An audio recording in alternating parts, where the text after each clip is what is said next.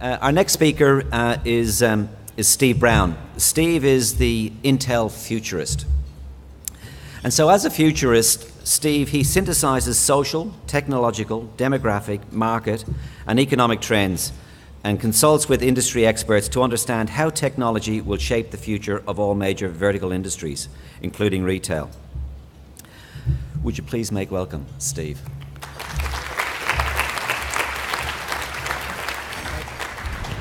Thank you, Jack. Good morning, everybody. Nice to see you. Thanks for coming out on a cold, wet, rainy Monday morning. I know you probably have to get up early for that. And yes, you are hearing your second middle-aged balding pom of the day. I live in America now, though, so I guess I'm a Yankee pom. Or I was sitting there musing, is that a pom key? What is that? But anyway, I live in Portland, Oregon. I work for Intel. I've been at Intel a long time, 25 years or more. And I do that. I've worked in technology for a long time. That journey started when I was 9 years old. And it started because 9 years old was the time when I first fell in love. And it wasn't with a pretty blonde or brunette. That came later, quite a lot. It was with a computer, which is very nerdy, I know. But in 1976, computers were not something you saw every day. But I got access to one because my dad was a physics lecturer. He brought them home. And so I would sit in the dark with a flickering green screen. So my face was lit by this green screen, characters only. And I would program this thing because it was the closest I was ever going to get to like creating life or something. But the reason I did that is I knew in that moment that computers, this thing in front of me, was going to change the world. And change the world it has. Our cars, if you drove here this morning, the car you came in is safer because of computers, because they don't crash test cars anymore with crash test dummies. They do it inside a computer virtually. How many of you have seen Shrek? Or any of these animated movies, Up, and yeah, all of those were created inside big, huge computers. And if any of you take any kind of medication, or you have parents or friends that take any medications that improve the quality of their lives or save their lives, good chance that those were developed and created using computers, some of them that would fill this entire room. Because the number one tool that a pharmaceutical sort of drug researcher uses is a computer to model how proteins fold and how they interact with the drugs that they're researching. So computers have changed our world, and that's why I've been at Intel 28 years, is they have this profound impact. Now, the reason I wanted to talk to you about today is sort of the coming together of three of my passions. I love Australia. This is my 12th trip to Australia. It's my first business trip. I used to come here an awful lot when I was younger and hang out in Sydney a lot. So to be in Sydney, that's the one thing I get to combine there. The second thing is I'm going to talk to you about computing. And the third thing is retail. I love to shop. And Jamie was asking us what our passions were earlier. One of my passions is socks. I have a big thing for flashy socks. So I get to combine shopping, computing, and Sydney all in one thing. So I'm like a pig in shit right now. I'm a happy boy. And I want to talk to you about the future of shopping. Now, how many of you plan on your retail businesses being around and being a thriving business 5 years from now? A show of hands.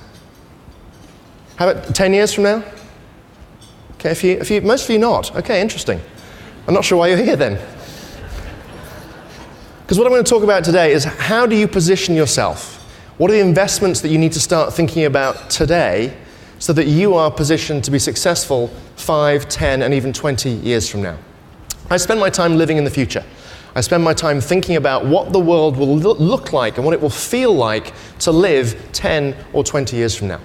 Let's talk a little bit about that and how computing is going to be central to that. Of course I say computing will be central to that. He works for Intel.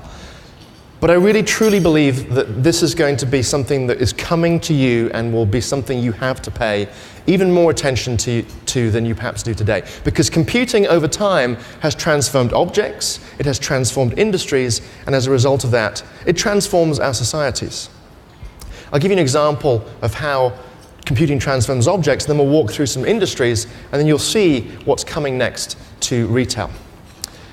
When it comes to objects, to me, the best ideas are when you take two pieces and combine them in a way that takes you somewhere new and interesting. When you do that, 2 plus 2 doesn't equal 4 anymore. 2 plus 2 equals 11 or more. Or if you combine two pieces of an idea in a really fascinating way, You don't just get a number. 2 plus 2 takes you to lemon, orange, or something different. So when you combine two things in unexpected ways, you get really interesting results. And this is what happens when you put smartness, intelligence into a product. You can change an object forever in the way it works. I'll give you an example. If you had a high-end luxury purse, it's a beautiful object made of leather. Maybe some cloth on the inside and some zips and that sort of thing, but that's essentially what it's made of. What if you made that smart?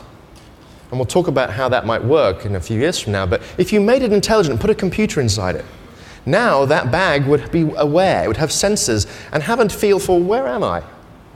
So maybe if it's not at home and it's out with you somewhere, and it's separated from you by however many feet you decide because it can't see or talk to your smartphone anymore, maybe it should set off an alarm. Suddenly you can start to think about transforming that pretty purse into a purse and an annuity service, a security service that you pay $5 a month for, so that it will tell you when it's been stolen. So that all these opportunities to change objects by making them smarter, more intelligent. We'll come back to that thought later. But transforming objects is one thing. Technology also transforms entire industries. And the way I think about this is illuminated by a quote from Arthur C. Clarke, one of my heroes. He said, "Any sufficiently advanced technology is indistinguishable from magic." What he means by that is as things get more and more advanced and complex, our brains just can't handle it anymore, and it just feels like magic. And we're already feeling that today. How many of you know how your smartphones work? Most people don't. It's just part of our lives, and it becomes normal magic. Magic becomes part of what we expect out of life now. And we've seen that computing is behind a lot of these transformations technologically. So to me, computing is like this magical wave that pushes through the world. And as computers get more and more and more capable, this magical wave pushes further and touches more things. Now, I'll give you an example of how this wave has affected a different industry than yours, but one that you're all very familiar with. Media and publishing. If you think back 30 years to the state of media and publishing 30 years ago, it was very different than it is today. Let's look at some of the things that have happened to media and publishing over time as this wave has moved across it. Back in the early 80s, desktop publishing came for the first time. Before it was all handset print.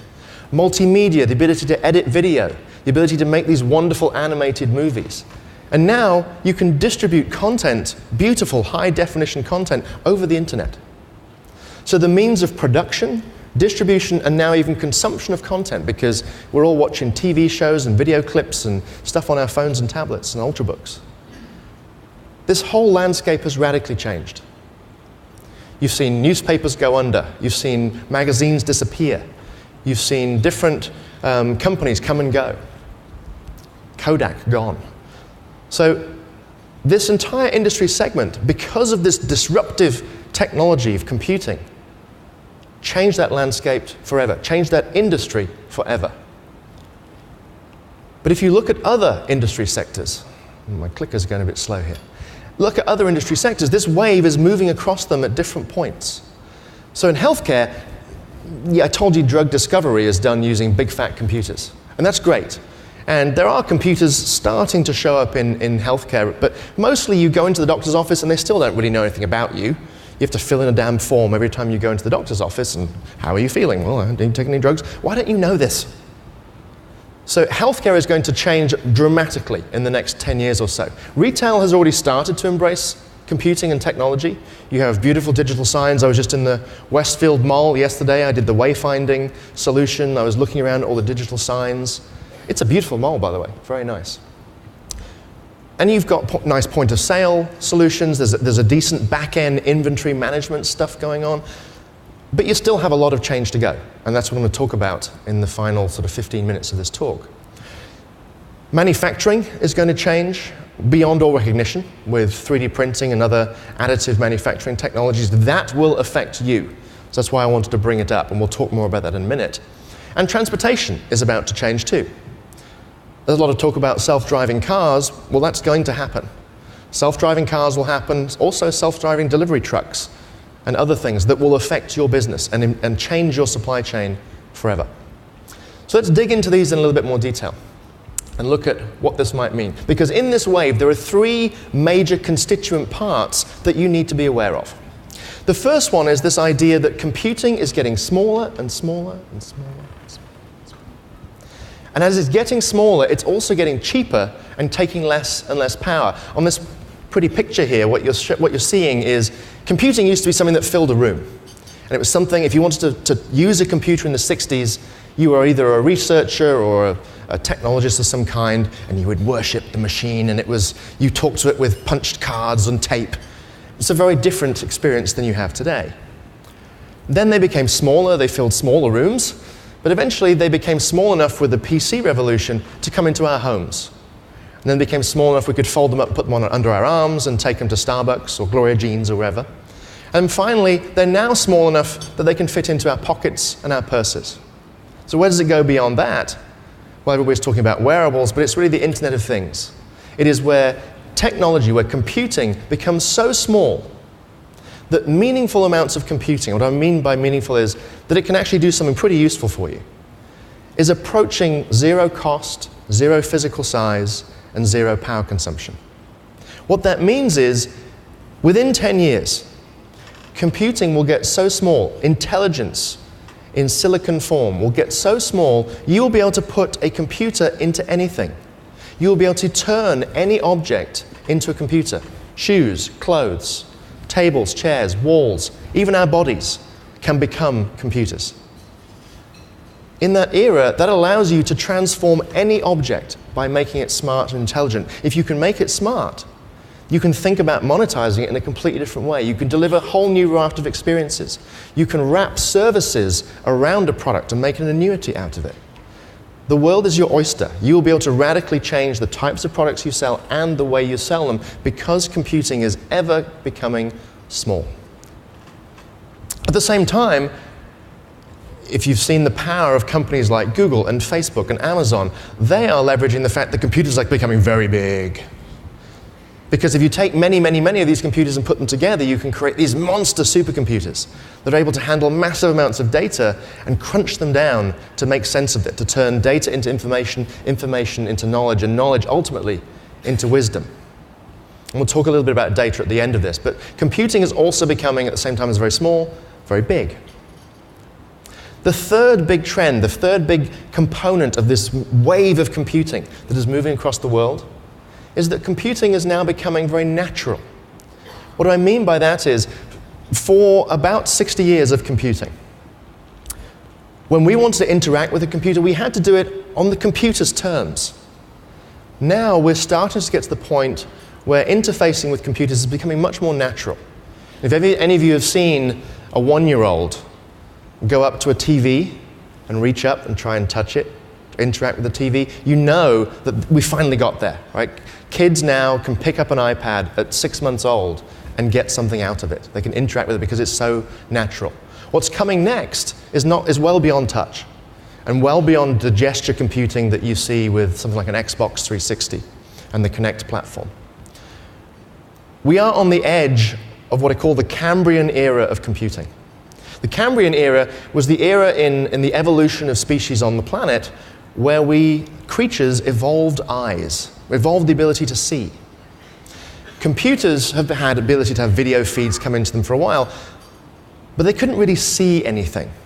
They weren't smart enough to do that. We are on the edge of computers having the ability to have true visual understanding of the world, to look out of their cameras and to see objects, to see people, to understand who those people and what those objects are, how those objects interrelate with each other.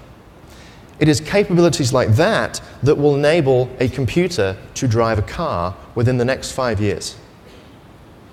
It is capabilities like that that will revolutionize robots and robotics in the next 5 to 10 years. It is the ability to see that will change your retail environments forever, and we'll talk about that in just a few moments.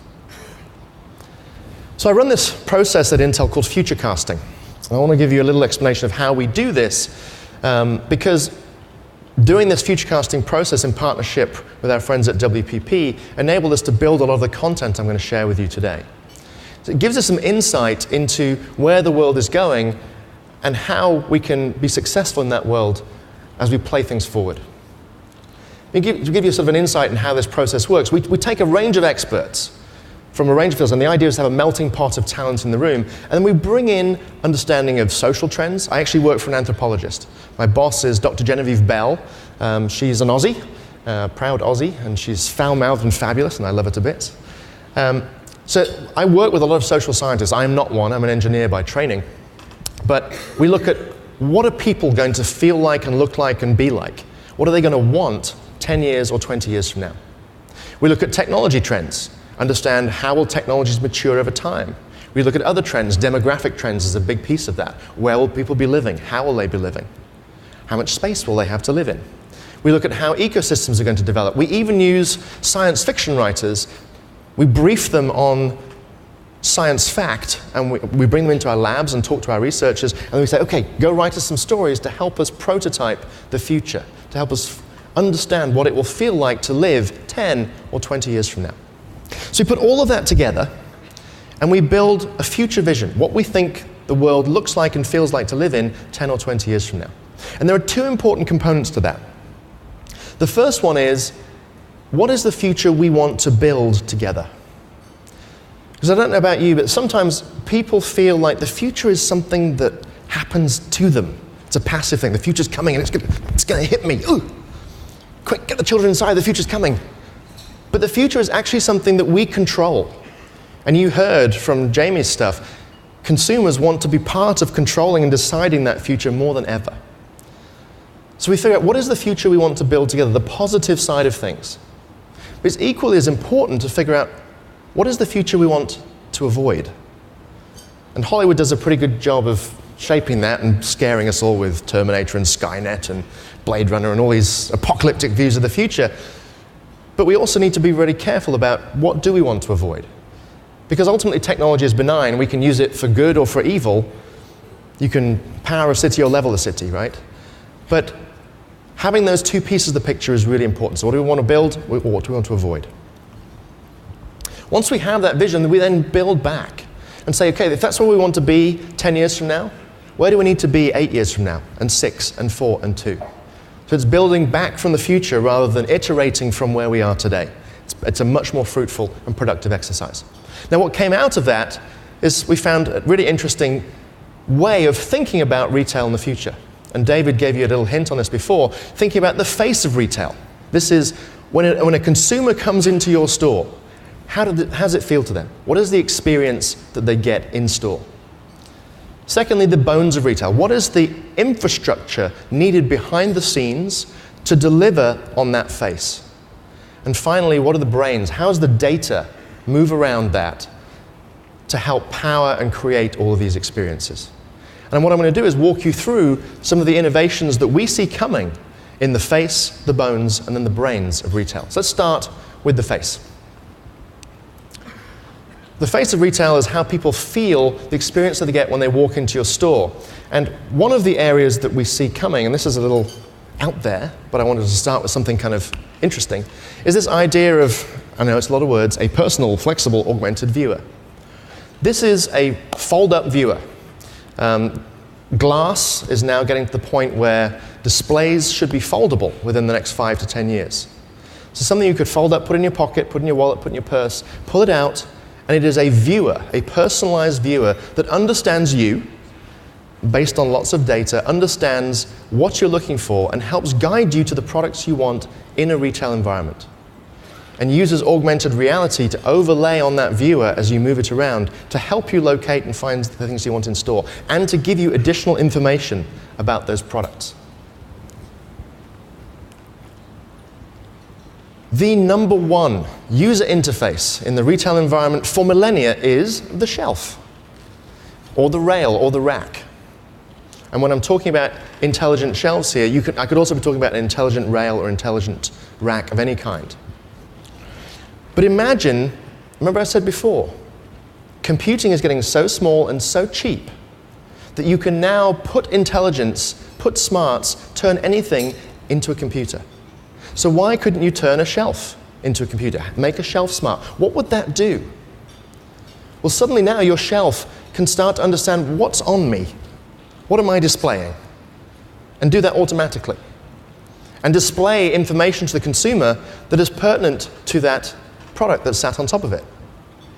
It might share rating information. It can certainly share pricing information, give them information to help the consumer look through and understand that product and make that purchase decision. The shelf can also have sensors and cameras in it. And we have these running in our labs back in Portland, Oregon.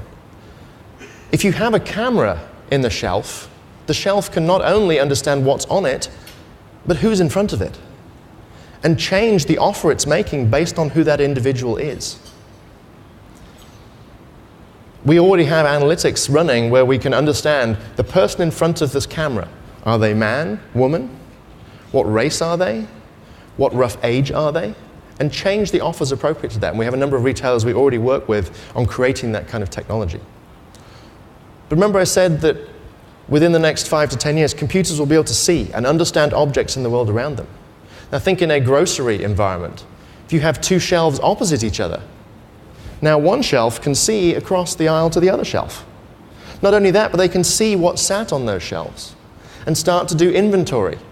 So if you're a grocer, one of the biggest issues you have is picking and filling in holes in the product lineup. Now the shelf can tell you exactly when you're out of something. So intelligent shelves, I think, is going to come much more quickly than 10 to 20 years. It is a great way to improve the customer experience, but also for retailers to have a better relationship with their customers, to understand their consumers' habits more. It would be really nice, for example, to know a particular product, people are coming, picking it up, having a look at it, and then putting it back. Your shelf could tell you that. Holographic displays are something that has been part of science fiction for a long time. We've all remember Obi-Wan Kenobi, "You're my only hope," right? We are not far away from that becoming something other than a Star Wars fantasy. This is going to be coming to us soon. You can already get, they're called volumetric displays, that's the technical term for them. They're pretty small, sort of a 1-inch cube right now, and they're very, very expensive. So not really suitable for retail. What we really need in retail is really big displays and really, really cheap. There have been some big breakthroughs in research in the last few months, which means that full-size, high-quality, full-color holograms are going to be a reality for display purposes to bring people into your stores in the next 5 years or so. So watch out for that. If you want more information, look at Nature magazine. So let's talk about augmented reality. Augmented reality is a technology that will definitely continue to evolve in the future, but it is here today. And there are a number of retailers that are using it very, very effectively today. One of those retailers is Lego. And Lego is a fantastic, I mean, they just make plastic bricks. They are so interesting to talk to, so interesting as a manufacturer, as a retailer, because they are truly embracing technology. They've embraced this augmented reality technology in stores. And I want to show you a very short video just to show you how this brings to life an experience for these kids to help them imagine what might be possible if they were to take that box home with them. So if you could roll the video, please, Alan.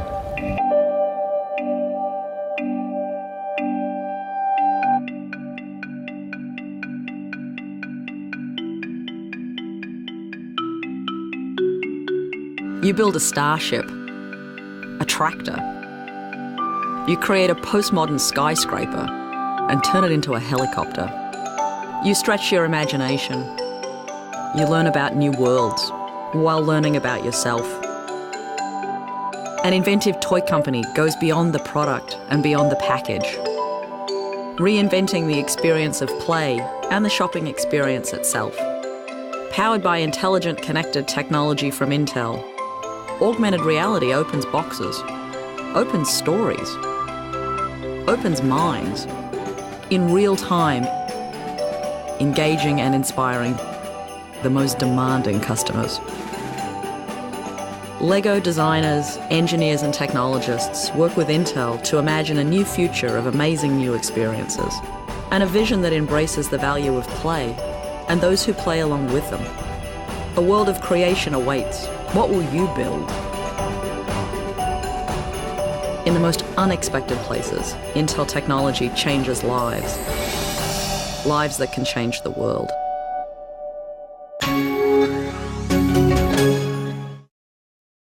a family to experience what's inside the box. And I've tried it. It is so compelling. You hold the box there, and as you look in the screen, you look at yourself, you see this magical world appear in front of you. Augmented reality is also being used by IKEA. Oop, click through. Used by IKEA. And you wonder, why is this gentleman lying on the ground? Well, he's preparing to use this IKEA app, which allows you to see furniture in your home before you buy it. So he's actually having a bit of a laugh because this is what they do. It looks like the couch is on him, haha. But it allows you to imagine what a product will look like in your home and help you make that purchase decision. This is a product that is in market now. McDonald's is using it very effectively here in Australia with Track My Macca to understand where the ingredients for your burger came from. So if you haven't seen that, go on YouTube, Track My Macca, and you can see a great little video explaining how that works. So this is a technology that's available today. It's helping real businesses drive customers into their stores and to make real decisions. Smart clothing is another area that we see, because you can start to turn anything into a computer. Why not clothing? To be able to have a consumer walk into your store with their smart clothing, their clothing will be able to interact with your store environment. You'll be able to track data when they're in and build that relationship with them. And that clothing can come in any form. It can be wrist-based, eye-based, shoe-based. Let's talk about the bones of retail. The bones of retail is what's behind the scenes to deliver the face that we talked about. And I just want to pause for a minute on 3D printing and all additive manufacturing technologies, because this has a potential impact for you. You heard from Jamie that consumers are now looking for a much more customized experience. They're looking for products that are extreme. They're looking for products that give them social currency. I want you to imagine what might happen when a consumer starts to demand that level of customization. To be able to come into a retail clothing store and say, I want that jacket, I want it in this color, and I want it in this size, and I want it in 10 minutes. With a robot seamstress, that would be possible. What that would do is it would collapse the classic model of manufacturing, supply chain, retail into one. This is an opportunity for you as retailers to also become manufacturers and customizers.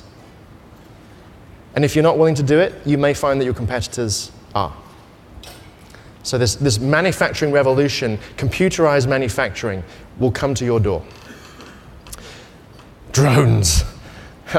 Drones aren't always death machines that come from the sky. There are other types of drones out there, and Domino's Pizza in the US is already experimenting with drones to deliver pizzas to your house. I live on the 11th floor of my apartment building. I just want to be able to go on the balcony and put my hand out and get my pizza. I can't wait. So drones are a really viable way of thinking about delivery 10 and 15 years from now. If you're a truck driver, your career maybe is not as long as you'd hope it would be. Packaging can also be innovated. Remember, anything can become a computer, including the packaging. You can have packaging that can report out how did we do transporting these goods? What is inside this package? Where did it come from? So all sorts of opportunities to innovate in the area of packaging. And robots. I mentioned earlier that there's going to be a robot revolution. I'm not talking about like rise of the robots and they kill us all. I'm saying that robots are going to become much more important parts of our lives. What you're seeing here is a robot that does shelf stacking. Well, it actually understands what's on a shelf. So it sits on a ball and it tosses around and it goes around a retail store and it does inventory taking, stock taking. This is not some futuristic thing. This is a real robot that exists today and is in trials in big US retailers. So the robots are coming, and they're coming very soon. But I want to wrap up by talking about the brains of retail and then close with some of the opportunities I think all of this presents to everybody in this room. The brains of retail is thinking about data, and I don't like the term big data, everybody throws it around. There's going to be a lot of information gathered from sensors, from your customers, from your supply chain. Putting all of that together and making sense of it and understanding it, great. And you can run analytics and you'll hire the mathematicians David told you to hire. But analytics only gets you so far, because it's probably going to help you make your business more efficient and running very smoothly, and that's wonderful. Everybody should do that.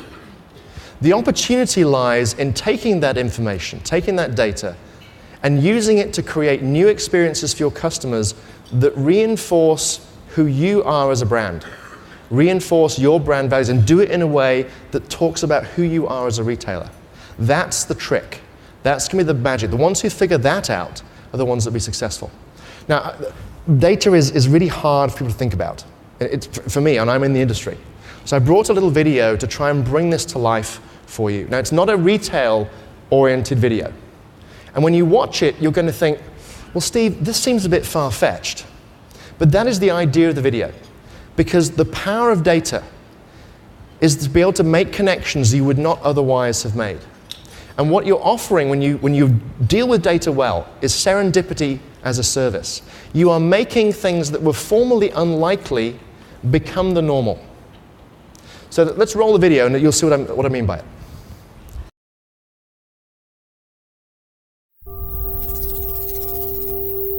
Day-to-day life is, for the most part, a linear experience. Like a bus ride, we're carried from one event to another. Our world is literally defined by the bus's route. But what if our perception could draw from an infinite amount of experiences across an infinite number of paths? This is vibrant data, a kind of augmented intuition that harnesses the growing virtual world of data to expand and deepen the human experience. This is the story of a young woman, an airplane pilot, and a couple coming together in an unexpected, yet familiar way, thanks to the power of vibrant data. Meet Veronica. Veronica listens to music most of the day. She likes to think of her life as a soundtrack. Tonight, she's listening to the Yowsies, a relatively unknown band her data recommended a few weeks ago, based on her interests and activities. Veronica's social calendar is usually pretty full, but her data notices that she has nothing planned for Friday evening, so it offers some suggestions. Movie with Amanda? Blind date? The Yowsies concert? Veronica decides to see the Yowsies live. 2 weeks earlier, Veronica's data noticed that the Yowsies have been selling out every show on the tour, so it negotiated with the band and the venue to buy a ticket, knowing that if Veronica wasn't interested, it could easily be sold the night of the show. But her data noticed something else. 2 of Veronica's friends, a couple she hasn't connected with since high school, also have tickets to see the Yowsies. Veronica's data alerts her that the show is located 250 miles north in Bellingham, but Veronica doesn't want to drive all that way by herself. Knowing Veronica, her data takes a leap, even if you don't have to drive. This is Tori, a private pilot prepping for a flight to Bellingham. Tori has been logging airtime to keep her license up to date. A friend usually tags along to keep Tori company and help pay for fuel. Tori's data suggests taking Veronica on her next flight. Even though the two have never met, they share similar interests and there's some overlap in their circle of friends. Tori and Veronica confirm the flight. As Veronica and Tori get to know each other, they realize that they have a lot in common, and they're surprised that they haven't crossed paths. After arriving at the show, Veronica sees 2 old friends from high school. They haven't seen each other in years, and the 3 are elated to catch up. The band takes the stage, and the auditorium fills with light. There's an effervescence in the air. Our vibrant data hard at work, creating a world of experiences, connections, and possibilities we can't begin to imagine. So I wanted to share that video with you because it presents data in a different way. The idea that it's not something that someone goes and works with. Your data can be out there at work on your behalf. And to think about that data as being vibrant, as being alive, as doing things and out there working on your behalf as a consumer, it can do the same thing for you, by the way, as a retailer, is a helpful metaphor to help you sort of get your head around what might be possible. So think about shopping assistants, think about new services that are possible through data. So we talked about the face, the bones, and the brains of data. I wanted to leave you with 4 questions that I think you should all be asking yourself when you think about how computing and technology will change the way you do business. The first one is, how can I use computing to reinvent my products? So the products that you sell. Some of them could become, or maybe should become, smart. What does that make possible for you in terms of the way you would sell them, the way you would advertise them, and the way you would monetize them? The second question I would offer to you is this. How can I use technology to reinvent my store? If any of you have been into an Adidas store, some of their biggest properties, they have these beautiful interactive walls that allow you to see all kinds of product, learn about them, really tall, beautiful displays. They're merging the virtual and the physical space. You heard David talk earlier about making the most of small spaces. This is a great opportunity to reinvent your store with technology, whether it's intelligent shelves, great displays, whatever, holograms. The third question you should be asking yourself: how can I use technology to reinvent my supply chain? Maybe your supply chain can be made more efficient. Maybe it can go away and collapse. And suddenly, you are a manufacturer as well as a retailer. And finally, how can I use data to reinvent my relationship with customers? Remember what you heard from Jamie earlier. It's not about ROI anymore. It's about return on relationship. To use data to strengthen and build those relationships with your customers and give them new services and new experiences, and to strengthen your brand in the process. That is going to be where the gold nuggets are to be found. So to wrap this up, my closing thoughts for you. Future casting is this fascinating process, and some of you may even be interested to participate in a process like that with us in the future. Helps you really gain insight into what the world looks like 10 or 20 years from now. Secondly, you can expect intelligence to become basically free and therefore to go everywhere. Into the products, into the walls. It just will be part of the human experience. The world will become intelligent and have its own nervous system. I talked about the face, the bones, and the brains of retail and how they're going to transform dramatically in the next 10 years. My final closing thought with you, the thing that should be front of mind for every one of you as you leave this room today, is this: remember media. Remember what happened to that group of companies and how the ones that didn't keep up are no longer around. You saw David's opening video, where you all paid your respects. I would not want to see any of you on that list 10 years from now. But not paying attention to the things that I talked about today could lead you down that path. And thinking about those things, even though I talked about things that are 5, 10, sometimes even 15 or 20 years out, thinking about those things, investing in those things today is going to be what keeps you in business 5, 10, 15, 20 years from now. It's been wonderful to be back in Sydney. Thanks very much for your time.